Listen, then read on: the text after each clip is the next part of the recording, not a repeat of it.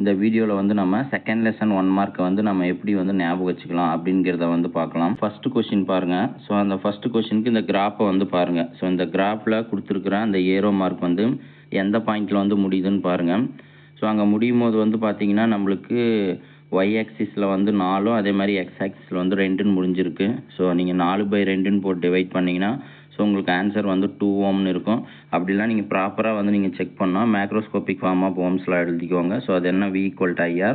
So உங்களுக்கு கொஷின்லேயே வந்து என்ன கேட்டிருக்காங்கன்னா ரெசிஸ்டன்ஸ் வந்து கேட்டிருக்காங்க. அப்போ R வேணும்னா V/Iன்னு எழுதிக்கலாம். ஸோ இங்கே Vயோட மதிப்பு வந்து 4ன்னு இருக்குது. அதே மாதிரி ஐயோட மதிப்பு வந்து பார்த்திங்கன்னா 2 இருக்குது. ஸோ அதை நீங்கள் 2 டிவைட் பண்ணிங்கன்னா உங்களுக்கு வந்து 2 வரும். ஸோ அதுதான் வந்து பார்த்திங்கன்னா 2 ஓம். அப்போ ஃபஸ்ட்டு கொஷினுக்கான ஆன்சர் வந்து பார்த்திங்கன்னா நம்மளுக்கு ஆப்ஷன் ஏ 2 ஓம் தான் அதுக்கான ஆன்சர். செகண்ட் கொஷின் பார்க்கலாம். ஸோ செகண்ட் கொஷினை நல்லா படிங்க. இந்த செகண்ட் கொஷினில் இந்த 2 ஓம்ஸ் அப்படிங்கிற வார்த்தையை வந்து நீங்கள் ஞாபகம் வச்சுக்கோங்க. ஸோ அதே மாதிரி இந்த டயக்ராமையும் நல்லா பார்த்துக்கோங்க. ஸோ அப்போ 2 ஓம்னா ஸோ ஓம் சிம்பிள் வந்து உங்களுக்கு எப்படி இருக்குன்னா இந்த மாதிரி இருக்கும். அப்போ 2 ஓம்னா 2 ஓம் வர மாதிரி ஞாபகம் வச்சுக்கோங்க. அதில் ஃபஸ்ட் ஓமுக்கு பதிலாக நீங்கள் என்ன பண்ணுறீங்கன்னா பை வந்து ஞாபகம் வச்சுக்கோங்க. புரியுதா? அடுத்து செகண்ட் ஓம் வந்து அப்படியே எழுதிக்கோங்க. அப்போ உங்களுக்கு வந்து எந்த ஆன்சர் வந்து உங்களுக்கு இந்த மாதிரி இருக்கோ அதுதான் அதுக்கான ஆன்சர். ஸோ அப்படி பார்க்கும்போது உங்களுக்கு வந்து ஆப்ஷன் ஏ தான் அந்த மாதிரி இருக்குது. ஸோ அப்போ இதுக்கான ஆன்சர் வந்து பார்த்திங்கன்னா பை ஓம். தேர்ட் கொஷின் வந்து என்னன்னு பார்க்கலாம். ஸோ நீங்கள் தேர்ட் கொஷினை நல்லா ரீட் பண்ணிக்கோங்க. ஸோ அந்த தேர்ட் கொஷின் ரீட் பண்ணும்போது இந்த டோஸ்டர்ங்கிற வார்த்தையை வந்து நீங்கள் ஞாபகம் வச்சுக்கோங்க. புரியுதா? அங்கே டோஸ்டர்னால் வந்து 2 டைம் ஞாபகம் வச்சுக்கோங்க. புரியுதா?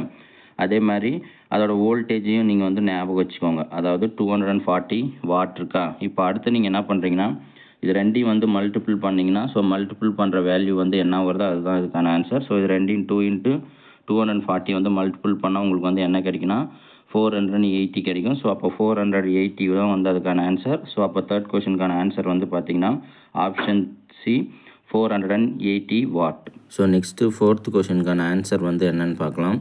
ஸோ நீங்கள் கொஷினை வந்து ரீட் பண்ணிக்கோங்க. ஸோ ஆப்ஷனில் வந்து பார்த்தீங்கன்னா நீங்கள் ஃபஸ்ட்டு வந்து எல்லோ கலர் ஞாபகம் வச்சுக்கோங்க. ஸோ அந்த எல்லோ கலர்லேயே வந்து ஸ்டார்ட் ஆகிற மாதிரி இன்னொரு லெட்ரு எல்லோவில் அந்த கீழே இருக்கிறத கேன்சல் பண்ணிட்டீங்கன்னா வீன்னு வரும். ஸோ அப்போ அடுத்த கலர் வந்து வயலட் வச்சுக்கோங்க. ஸோ அடுத்தது ஆரஞ்சு சில்வர்னு ஞாபகம் வச்சுக்கோங்க. ஸோ அப்போ ஃபோர்த் கொஷினுக்கான ஆன்சர் வந்து பார்த்தீங்கன்னா option B yellow violet orange silver. நம்ம ஃபிஃப்த் கொஷினுக்கான ஆன்சர் வந்து என்னென்னு பார்க்கலாம். ஸோ நீங்கள் ஃபிஃப்த் கொஷின் வந்து நல்லா ரீட் பண்ணிக்கோங்க. ஸோ இதுக்கு வந்து ஆன்சர் வந்து பார்த்திங்கன்னா ஆப்ஷன் ஏ 100 கிலோ ஓம் தான் வந்து ஆன்சர். சிக்ஸ்த் கொஷினுக்கான ஆன்சர் வந்து என்னென்னு பார்க்கலாம். ஸோ நீங்கள் சிக்ஸ்த் கொஷினை வந்து நல்லா ரீட் பண்ணிக்கோங்க. ஸோ அப்படி கொஷின் ரீட் பண்ணும்போது ஸோ இந்த நம்பர்ஸை வந்து ஞாபகம் வச்சுக்கோங்க. அதாவது RA = 3/RB ஞாபகம் வச்சுக்கோங்க. அதே மாதிரி இங்கே வந்து ரேஷியோங்கிற வார்த்தையும் ஞாபகம் வச்சுக்கோங்க. புரியுதா? அப்போ இந்த கொஷினுக்கான ஆன்சரில் வந்து பார்த்திங்கன்னா ஸோ நியூமரேட்டரில் வந்து உங்களுக்கு வந்து ரூட் வரக்கூடாது. அதே மாதிரி டினாமினேட்டரில் வந்து ரூட் வந்து வரணும். ஏன்னா ரேஷியோனா கம்பல்சரி ஆன்சர் வந்து ரேஷியோவில் வரணும். ஸோ அப்படி வந்து பார்த்திங்கன்னா 3 வந்து ரேஷியோவில் கிடையாது. அதே மாதிரி பியும் வந்து பார்த்திங்கன்னா உங்களுக்கு ரேஷியோவில் கிடையாது. அதே மாதிரி டியில் வந்து பார்த்திங்கன்னா நம்மளுக்கு 2த்துலேயுமே வந்து ரூட் இல்லை. ஆனால் இந்த கொஷினை பொறுத்த வரைக்கும் ஒரு நம்பருக்கு ரூட் வரணும், இன்னொரு நம்பருக்கு வந்து ரூட் வந்து வரக்கூடாது. புரியுதா? அப்படின்னு பார்க்கும்போது ஸோ இதில் 2த்துலேயுமே வந்து பார்த்திங்கன்னா நம்மளுக்கு ரூட் எதுலேயுமே வரல. அப்போ டி ஆப்ஷனும் கிடையாது. ஆனால் சி ஆப்ஷனில் வந்து பார்த்திங்கன்னா மேலே இருக்கிற நம்பருக்கு வந்து ரூட் கிடைல. ஆனால் கீழே இருக்கிற நம்பரில் வந்து பார்த்திங்கன்னா நம்மளுக்கு ரூட் இருக்குது. புரியுதா? அப்போ இதுக்கான ஆன்சர் வந்து இதுதான். ஸோ 1 அப்படியே போட்டுக்கோங்க. ஸோ ரூட்டு கீழே அந்த 3 இருக்கிற நம்பரை போட்டிங்கன்னா அப்போ 1/√3 தான் இதுக்கான ஆன்சர். ஸோ 1க்கு மேலே இருக்கிற நம்பருக்கு வந்து ரூட் வரக்கூடாது, கீழே இருக்கிற நம்பருக்கு வந்து √3 வரணும். அப்போ ரூட்டும் நம்பரும் மிக்ஸ் ஆகி வரதான் இதுக்கான ஆன்சர். நெக்ஸ்ட்டு 7th கொஷின் வந்து பார்க்கலாம். த wire is cut into 2 equal pieces அப்படிங்கிற வார்த்தை ஞாபகம் வச்சுக்கோங்க. ஸோ அப்போ வந்து ஒரு ஒயரை வந்து நீங்கள் 2 டைம் கட் பண்ணால் அது 4 வர மாதிரி ஞாபகம் வச்சுக்கோங்க. அப்படி இல்லைன்னா இந்த பேரலல் பவர் சப்ளை கூட ஞாபகம் வச்சுக்கோங்க. அதாவது பவர் கொடுத்தா 4 வர மாதிரி ஞாபகம் வச்சுக்கிட்டிங்கன்னா அப்போ அது வந்து நீங்கள் P4 மாதிரி கூட ஞாபகம் வச்சுக்கலாம். ஸோ அப்போ இந்த கொஷினை பொறுத்த வரைக்கும் 4 வந்து எது வருதோ அதுதான் அதுக்கான ஆன்சர். ஸோ அப்போ பார்த்தீங்கன்னா உங்களுக்கு 7th ஒன்னுக்கு வந்து பார்த்தீங்கன்னா டி தான் வந்து இதுக்கான ஆன்சர். 8th கொஷினுக்கான ஆன்சர் வந்து என்னன்னு பார்க்கலாம். ஸோ நீங்கள் 8th கொஷினை வந்து நல்லா ரீட் பண்ணிட்டு ஸோ இந்த கொஷினில் வந்து இந்தியா அப்படிங்கிற வார்த்தை ஞாபகம் வச்சுக்கோங்க. அதே மாதிரி யூஎஸ்ஏங்கிற வார்த்தையும் வந்து ஞாபகம் வச்சுக்கோங்க. அப்போ இந்தியாவும் யூஎஸ்ஏ வந்து ஒரு கிரிக்கெட் விளையாடுற மாதிரி ஞாபகம் வச்சுட்டு ஸோ அப்போ வந்து அவங்க ரன் வந்து 4 ரன் வந்து அடிக்கிறாங்க அப்படின்னு மாதிரி ஞாபகம் வச்சுக்கோங்க. அப்போ R/4 தான் வந்து இதுக்கான ஆன்சர். ஸோ அப்போ வந்து பார்த்தீங்கன்னா உங்களுக்கு ஆப்ஷன் சியில் தான் வந்து பார்த்தீங்கன்னா R/4ன்னு இருக்குது. ஸோ அதுதான் இதுக்கான ஆன்சர். ஸோ அப்போ இந்தியா, USA அந்த மாதிரி வார்த்தை வந்துச்சுன்னா நீங்கள் 2/4 ஞாபகம் வச்சுக்கோங்க. அது 2 வந்து R/4ன்னு ஞாபகம் வச்சுக்கோங்க. கொஷினுக்கான ஆன்சர் வந்து என்னன்னு பார்க்கலாம். ஸோ நீங்கள் கொஷினை வந்து ரீட் பண்ணுங்கள். ஸோ நீங்கள் கொஷின் ரீட் பண்ணும் போதே இந்த லார்ஜ் பில்டிங்கிற வார்த்தை வந்து ஞாபகம் வச்சுக்கோங்க. புரியுதா? ஸோ அப்போ லார்ஜ் பில்டிங்கில் வந்து பார்த்தீங்கன்னா 12th ஸ்டாண்டர்ட் அப்படிங்கிற ஒரு கிளாஸ் இருக்கிற மாதிரி ஞாபகம் வச்சுக்கோங்க. புரியுதா? அப்போ லார்ஜ் பில்டிங்னு வரும்போது 12ங்கிறது வர்றது தான் ஆன்சர். ஸோ அப்படி வந்து பார்த்தீங்கன்னா ஆப்ஷன் டியில் தான் வந்து 12 இருக்குது. ஸோ அப்போ அதுக்கான ஆன்சர் வந்து பார்த்தீங்கன்னா 9th ஒன்றுக்கு ஆப்ஷன் டி 12th ஏ. ஸோ ஏன்னா ஆம்பியர். ஸோ அப்போ நீங்கள் லார்ஜ் பில்டிங்னு வந்தாவே நீங்கள் 12th ஏங்கிறது ஆன்சராக ஞாபகம் வச்சுக்கோங்க.